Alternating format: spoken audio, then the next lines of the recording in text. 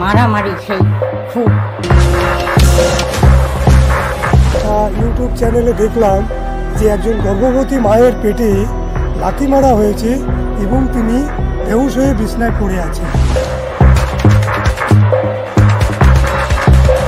মেয়ে পেটে ছিল, মানে বাচ্চা, মানে সেই সাবধান করে আমরা যে নিয়ে এসেছি, আমরা 3টে ফ্যামিলি এসেছি। এক্ষুনি ইমিডিয়েট আমার সনাতনী ভাইদের উদ্ধার করা হবে।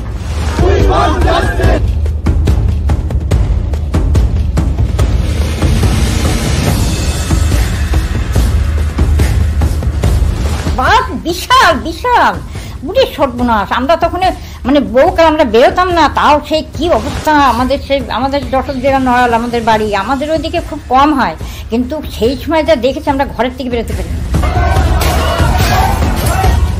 আমি সেই 1971 সালে, তখন আমার বয়স হয়তো 10 বছর কি 12 বছর, তখন যেভাবে রাজাকাররা আমাদের অত্যাচার করেছে, আমরা যেভাবে অত্যাচারিত হয়েছি, আমাদের পুরুষদের জ্যান্ত বস্তার মধ্যে, চটের বস্তার মধ্যে ভরে নদীর মধ্যে ফেলে দিয়েছে।